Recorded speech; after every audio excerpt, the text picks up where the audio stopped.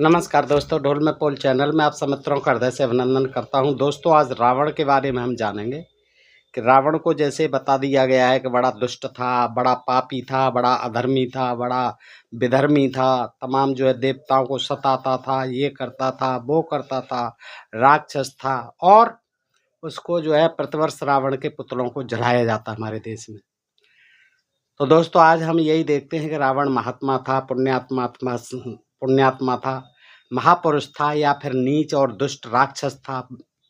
यह हम देखते हैं वाल्मीकि रामायण के हवाले से। दोस्तों, ये बड़ी सम्यक जानकारी है। आपसे अनुरोध करूंगा कि जो लोग रावण के बारे में जानना चाहते हैं, जिन्होंने कि अभी उसका जो है नेगेटिव पक्ष देखा है, वो आज पॉजिटिव पक्ष भी देखेंगे, नेगेटिव पक्ष भी देखेंगे। दोस्तों, तो आइए जानते हैं रावण के बारे में कि क्या कहती है हमारी वाल्मीकि रामायण।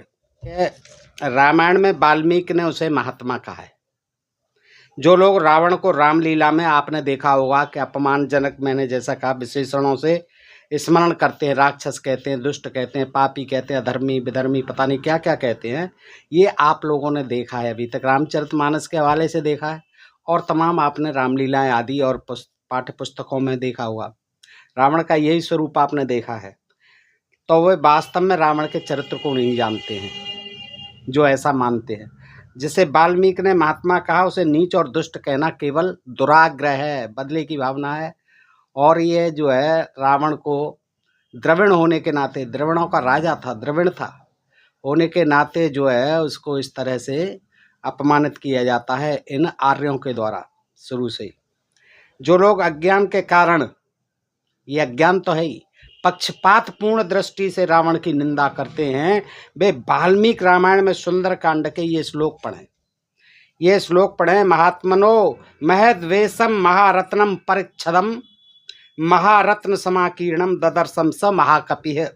वाल्मीकि रामायण सुंदर कांड 6/13/14। सर्व कामे रूपेताम च पान भूविम महात्मनः।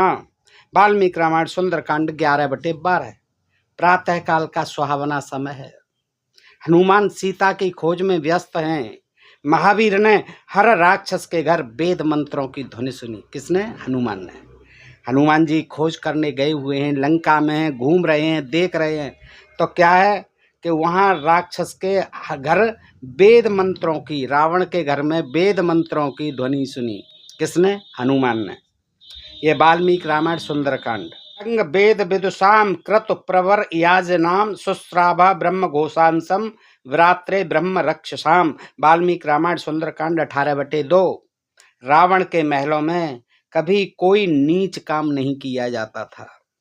सदा वेद प्रतिपादित काम किए जाते, सदा वेद प्रतिपादित, वेदों के द्वारा मान्य काम किए जाते थे। इसलिए वे देवता जिन्हें लोग पूजते हैं, रावण के घर को पूजते थे, क्योंकि वहाँ जो है रावण के यहाँ वेदों की ध्वनि सुनाई देती थी, वेदों का पाठ होता था और वेदों के विधान के अनुसार हर काम होता था। इसलिए जो देवता हैं वो सब जो है रावण की पूजा करते थे।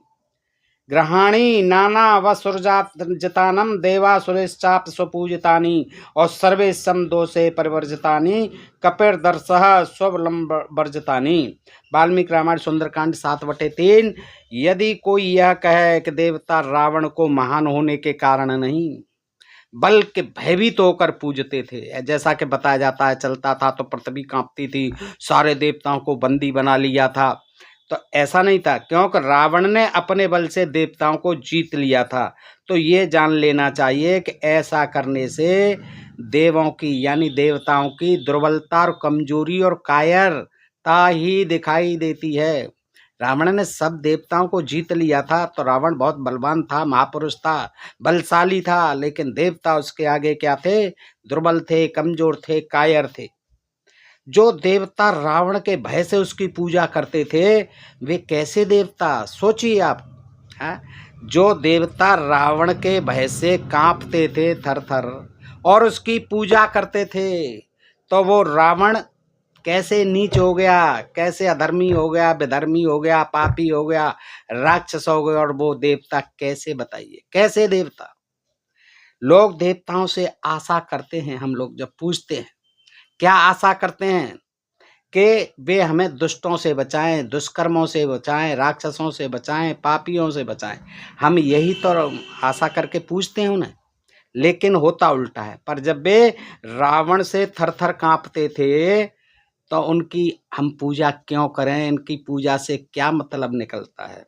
तब भला वे दुष्टों से हमें कैसे बचा सकते हैं, जब वो खुद ही ऐसे रावण जैसे दुष्टों से डरते थे। सोचिए, तो रावण दुष्ट था या जे लोग कमजोर थे, कायर थे, हमारे देवता।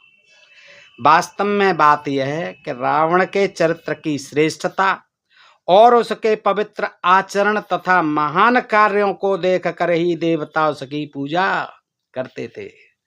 ये वो जो है ऐसा वैसा देवता नहीं था, वो देवताओं का भी देवता था रावण, क्योंकि वेदों का प्रतिपादन, वेदों का पाठ होता था और वेदों के सिद्धांत के अनुसार ही वो काम करता था। तो इसीलिए उसकी इस महानता को देख करके, इसके धर्म भावना को देख करके, वेद वेदता जानकर देवता जो है रावण की पूजा किया करते थे, न कि उससे डर कर। लंका को देखकर हनुमान ने आश्चर्य से कहा, संस्कृत में कहा, देखिए दोस्तों, स्वर्गो अयम देवलोको अयम इंद्रमस्येयम पुरी भवेत सिद्धिर्व्ययम पराहि स्यादित्यम अन्नता मारुति। वाल्मीकि रामायण सुंदरकांड 9/30/31। यदि रावण निर्दयी या दुष्ट होता, सोचिए, तो उसके समकालीन हनुमान उसके पाप आचरण से परिचित होते, वो देख लेते, घूम रहे हैं, सब देख रहे हैं क्या क्या होता है रात में जो है। तो अगर रावण पापी होता तो जरूर कहते कि ये तो बड़ा पापी है, इसके यहाँ तो बड़े पाप कर्म हो रहे हैं, तमाम बकरे कट रहे हैं, भैंसे कट रहे हैं, मुर्गे कट रहे हैं, दारू पी जा रही है, ऐसा उन्होंने कहीं वर्णन नहीं देखा है। और ये देखा कि वेद पाठी है, बड़ा वेद के पाठ हो रहे हैं।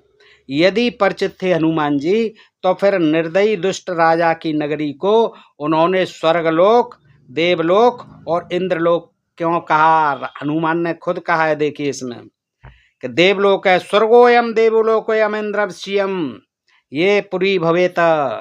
उन्होंने कहा हनुमान जी ने कि ये तो जो है देवलोक, इंद्रलोक और स्वर्गलोक के समान है लंका। जाहिर है, इससे स्पष्ट होता है कि एक रावण एक कुशल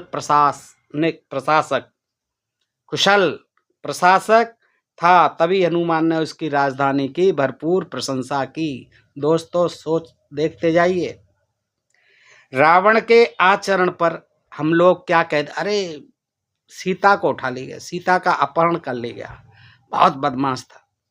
तो इस पे भी देखते हैं, देखिए, सीता हरण का कलंक लगाया जाता है रावण के ऊपर।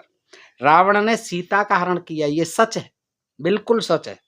पर सीता हरण के समय सीता हरण उसने क्यों ऐसे नहीं किया कि किसी दुराचार के लिए किया या कोई काम वासना थी उसकी जो है। सोचिए, आपको देखिए दोस्तों, कि जैसे आज कोई बलात्कार करता है, कोई कुछ करता है, तो उसके प्रति उसकी काम वासना होती है, दूषित भावना होती है, दुराचार करने की भावना होती है, वो कहीं ना कहीं से उसके प्रति कलुषित भावना रखता है वो इंसान, तभी उसके साथ बलात्कार करता है। लेकिन रावण, आप सोचिए, रावण जब गया है सीता का अपहरण करने के लिए, तो उसकी ये तमन्ना नहीं थी, ये इच्छा नहीं थी, ये अभिलाषा नहीं थी कि वो उसके साथ कोई विषय भोग करने की नीयत से गया था अपहरण करने सीता के साथ, नहीं, क्योंकि उसने काम वासना से नहीं, ये सब जानते हैं आप, किस भावना से? बदले की भावना से। बदले की भावना से सीता का अपहरण कर गया था। रावण ने राम वनवास के 14वें वर्ष के आरंभ में सीता अपहरण किया, और वह भी बहन के नाक कान काटे जाने के बाद। ये 14वां वर्ष था, अंतिम वर्ष था, जब तक तो सीता से कोई मतलब ही नहीं था। लेकिन जब राम, लक्ष्मण, सीता तीनों बैठे हुए हैं, सुपर्खा आती है, उसकी बहन कहती है आप तो बहुत सुंदर हैं, मुझसे शादी कर लो। तो रामचंद्र जी उससे मजाक करते हैं कि मैं तो शादीशुदा हूँ, मेरी पत्नी तो ये है, इनसे पूछ लो, ये कुंवारे हैं। क्यों झूठ बोल रहे थे, क्यों उसको बहला फुसला रहे थे? अभी सीधी कहते भाई कि तुम कौन हो, कहाँ से आई हो, जान नहीं पहचान नहीं, आप अपना काम कीजिए। हैं, लेकिन ये क्या कि उन्होंने जो है तुरंत नाक कान काट डाले। बताइए कितना महान अपराध किया राम जी ने, लक्ष्मण जी ने, सीता जी ने। तीनों स्त्री और सीता जी ने भी नहीं रोका। तो यदि सीता हरण में रावण की काम वासना मूल कारण थी तो वह पहले 13 वर्ष कहाँ रही है? 13 वर्ष तक वहीं रहे, तब तक तो कोई बात नहीं थी। ये सोचिए दोस्तों, क्या अर्जुन के समान रावण को भी नपुंसक रहने का शाप मिला था? क्या रावण नपुंसक था? ऐसा नहीं था। स्पष्ट है कि सीता हरण का मूल कारण बदले की भावना थी, नाक कान काटने का, बहन के नाक कान काटे जाने का बदला लेने की भावना थी, न कि कोई काम वासना। रावण संयमी था, सदाचारी था, कामी नहीं था। कामी बिल्कुल नहीं था, सदाचारी था रावण, संयमी था। क्योंकि वाल्मीकि कहते हैं, वाल्मीकि रामायण सुंदरकांड 10/70 में कि न तत्रा काश्यंतम प्रमादः प्रसय्यम वीर्योत्पन्नेन गुणेन लब्धा न चान्य कामापि न चान्य पूर्वा बिना वराहम जनकात्मस्मतामह। रावण के महलों में और को चाहने वाली कन्या और अन्य पूर्वा विवाहित स्त्री न थी। रावण के महलों में और को चाहने वाली कोई कन्या नहीं थी, अन्य पूर्वा विवाहिता स्त्री नहीं थी, किसी की दूसरे की विवाहिता नहीं थी। यदि वह चाहता तो बलपूर्वक अन्य कामा कन्याओं को तथा अन्य पूर्वा स्त्रियों को अपने महलों में रख सकता था। दूसरों की स्त्रियों को, विवाहित स्त्रियों को, दूसरों कन्याओं को अपने महलों में रख सकता था। सीता को भी अपने महल में रख सकता था, लेकिन इसे वह अनुचित समझता था, पाप समझता था। इसलिए रावण सदाचारी था, वह पाप भीरु था, पाप से डरता था रावण। यदि उसने कभी पर स्त्री की ओर आंख उठाई होती तो वाल्मीकि उसे सदाचार का प्रशंसा पत्र नहीं देते। अगर उसने एक भी काम ऐसा किया होता तो सोचिए वाल्मीकि उसे जो है ऐसा सर्टिफिकेट कैसे दे देते सदाचार का। निस्संदेह रावण सदाचारी था, इसीलिए वाल्मीकि जी ने सदाचार का प्रमाण पत्र दिया रावण को। उत्तरकांड वाली कथा कपोल कल्पित है, उत्तरकांड वाल्मीकि ने नहीं लिखा था। यदि उन्होंने लिखा होता तो क्या वह रावण द्वारा वेदवती पर किए गए अत्याचार से परिचित नहीं थे? यदि थे तो उन्होंने रावण को प्रशंसा पत्र क्यों दिया? तो इसका मतलब वेदवती से कुछ नहीं किया था उन्होंने, जो वेदवती का प्रसंग आता है वाल्मीकि रामायण। अतः उत्तरकांड जो है वाल्मीकि ने नहीं लिखा है, यह बाद में जोड़ा गया है। देखना यह है कि पहल किसने की, रावण ने या राम ने? यानी आ बैल मुझे मार, ये किसने किया? राम ने किया या रावण ने किया? इस युद्ध की शुरुआत राम ने की या रावण ने की? पहले राम ने सूपन खा के नाक कान कटवा दिए, फिर रावण ने सीता का हरण किया। बाद में किसका नंबर आया? भाई बदला लेगा ये आदमी अपनी बहन के अपमान का। अपमान भी ऐसा वैसा नहीं, अंग भंगी कर दिया उसको, तो इससे तो मार देते तो अच्छा था। ऐसी जिंदगी से बताइए, नाक कान काट दिए। अयोमुखी के तो स्तन भी काट डाले थे लक्ष्मण ने। अयोमुखी जो थी राक्षसी, वही जनजाति की स्त्री, ये भी जनजाति थे सब। पहले राम ने हाथ उठाया, फिर रावण ने।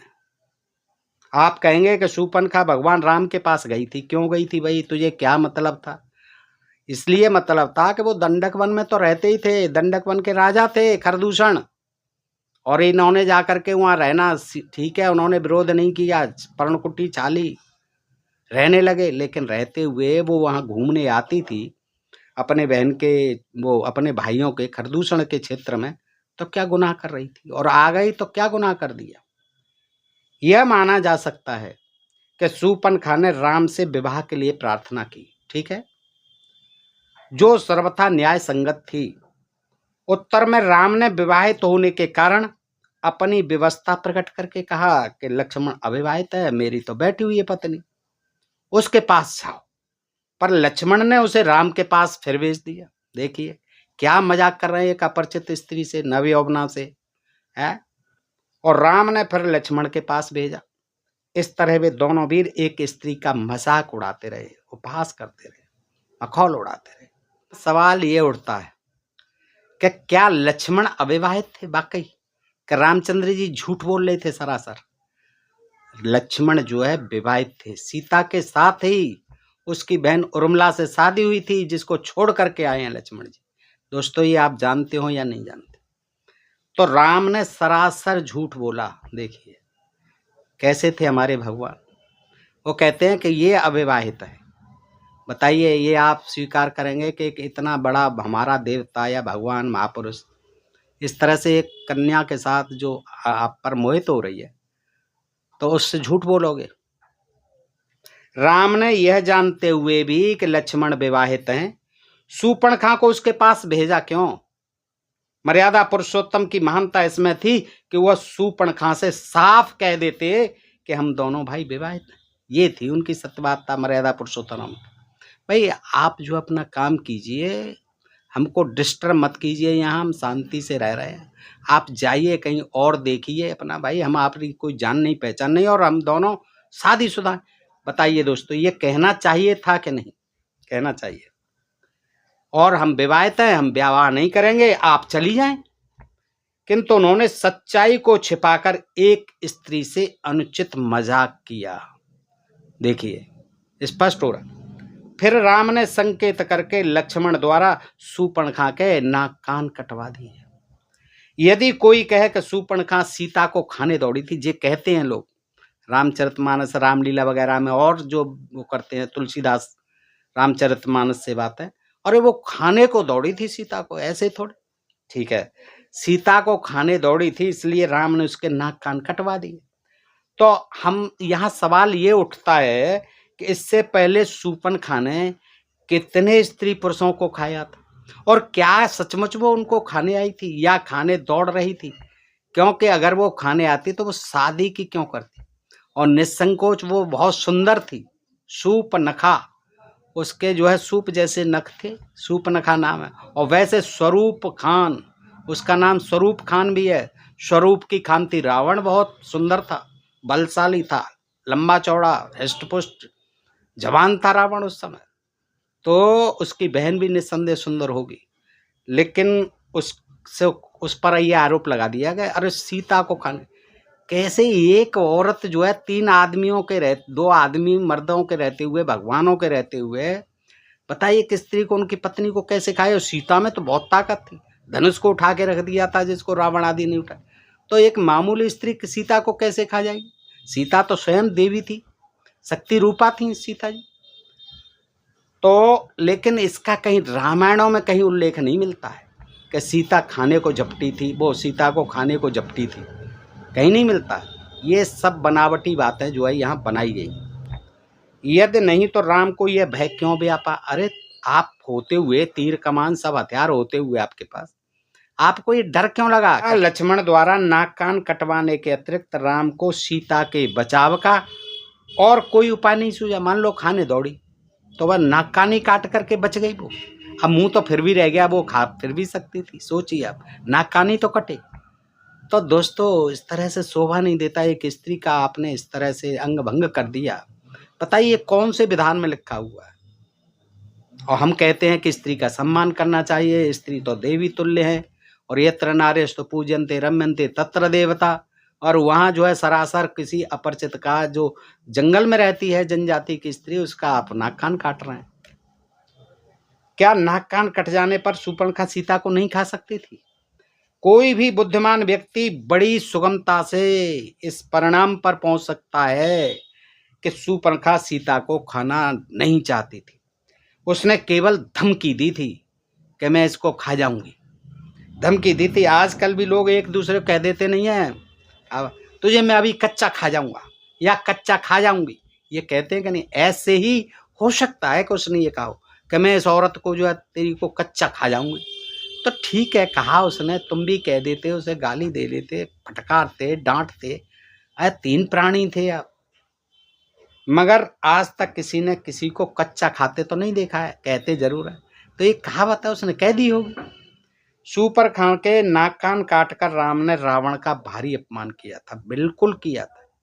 आज हमारी बहन का कोई नाक कान काट ले तो आप क्या सोचेंगे? दोस्तों बताइए, हम बदला लेने की सोचेंगे कि नहीं सोचेंगे? कैसे ही बैठ जाएंगे हाथ पर हाथ रखकर? बताइए आप आज क्या करेंगे? आपके साथ ही ऐसी दुर्घटना हो तो क्या करेंगे आप? आज बहन बेटियों के हमारी इज्जत जब बलात्कार होते हैं तब हमें गुस्सा नहीं आता, मुकदमा कायम नहीं करते, करते हैं। जिसे वह सह न सका, रावण का भारी अपमान किया, कैसे सह लेगा वह? रावण जो है नहीं सहन कर सका उसके विलाप को देख करके, उसके तन बदन को देख करके कि ये क्या कर दिया, अंग भंग कर दिया। तो राम को अपमानित करने की उसने भी ठान ली, रावण ने, क्योंकि राम ने उसकी अबला बहन पर अपना वीरता दिखाई, शौर्य दिखाकर रावण का अपमान किया था। ठीक तरह से ये चैलेंज देना था, एक तरह से साफ साफ चैलेंज दे दिया। उन्होंने परवाही नहीं की कि ये किसकी बहन है किसकी बेटी है, राम रावण।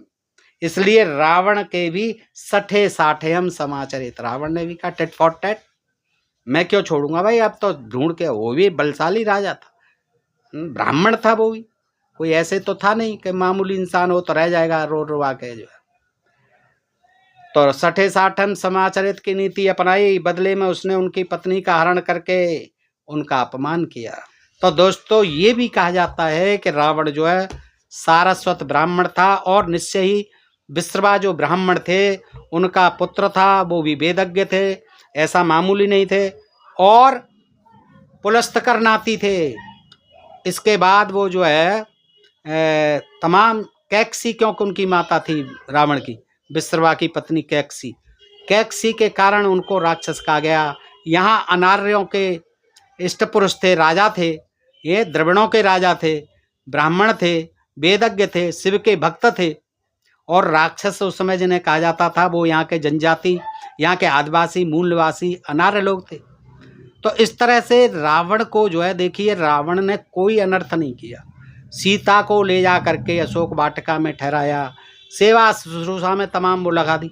वो रावण चाहता तो बदला ऐसे भी ले सकता था, नाक कान काट करके छोड़ जाता, वो समर्थ था, ले गया उठा करके और अशोक वाटिका में ठहरा दिया। कोई उसके साथ, सीता के साथ गलत व्यवहार नहीं किया, कोई अनर्थ नहीं किया, कोई नीच कर्म नहीं किया। लेकिन ये जो है, जो हमारे यहाँ उत्तर भारत में उसको जलाने की प्रथा चल रही है, ये इसी कारण है कि वो क्योंकि अनार्यों का, द्रविड़ों का राजा था। इसीलिए जो है, यद्यपि वेदज्ञ था, ब्राह्मण था, शिव का भक्त था, और कई बार जो है अपने सिर काट काट करके, ऐसी कथाएं आती हैं कि शिव पर चढ़ाए थे दोस्त। ऐसे व्यक्ति को जो है तमाम जो सदाचारी होता हो, और जब मर गया रावण तो वहाँ लक्ष्मण को भेजा राम ने कि जाइए, बड़े नीतिज्ञ पुरुष हैं रावण महाराज, सीख के आइए। और लक्ष्मण जी जो है पैर की तरफ न खड़े होके सिर की तरफ खड़े हो गए। रावण ने कोई उत्तर नहीं दिया। फिर आकर के कहते हैं भैया उसने तो मुझे कुछ नहीं बताया। उनने कि तो किधर खड़े हुए थे? कि मैं सिर की तरफ। कि जाइए, महापुरुषों का सम्मान करो, ज्ञानी पुरुषों का सम्मान करो। रावण वेदज्ञ महापुरुष हैं, वेदों के ज्ञाता हैं। जब जा करके लक्ष्मण जी जो है पैर की तरफ खड़े हुए हैं, तब रावण ने उनको नीति का शास्त्र बताया, नीति शास्त्र की ज्ञान दिया। तो दोस्तों इस तरह की कहानी है। उस रावण को जो है बार बार जलाया जाता है। दोस्तों ये जो है द्रविड़ों का, यहाँ के आदिवासी मूल निवासियों का भारी अपमान है, ब्राह्मणों का अपमान है। ब्राह्मण समाज को भी सोचना चाहिए कि राम से बदला लेने के लिए रावण ने कोई अनीति नहीं की, कोई अत्याचार नहीं किया, सीता को कदापि नहीं सताया। और सताया तो रामचंद्र जी नहीं, कि वहाँ से ला करके इतना खून खराबा करके भी, बार बार अग्नि परीक्षा लेकर भी गर्भवती सीता को जंगल में छुड़वा दिया। तो ये अनर्थ तो महा, और वहाँ सूर्पनखा के नाक कान काट करके रावण को चुनौती दी। तो दोस्तों इस तरह से हम देखते हैं कि रावण एक महात्मा थे, धर्मात्मा थे, पुण्यात्मा थे, एक महापुरुष थे, और वो कतई जो है राक्षस नहीं कहलाने के लायक हैं, और ना ही उनका किसी को पुतला फूंकना चाहिए। अगर ऐसा करते हैं तो ये ब्राह्मण समाज का भी घोर अपमान है। दोस्तों बताइए जानकारी आपको कैसी लगी? अच्छी लगी हो तो अपने मित्रों में अधिकाधिक शेयर कर दें। दोस्तों अपने प्रिय चैनल ढोल में पोल को सब्सक्राइब कर दें, और आप भी बताइए कि रावण के बारे में आपके क्या विचार हैं। दोस्तों फिर मिलते हैं ऐसे ही किसी प्रसंग के साथ अगले वीडियो में। तब तक आप सब मित्रों कर दे से आभार, नमस्कार, जय भीम, जय भारत, नमो बुद्धाय।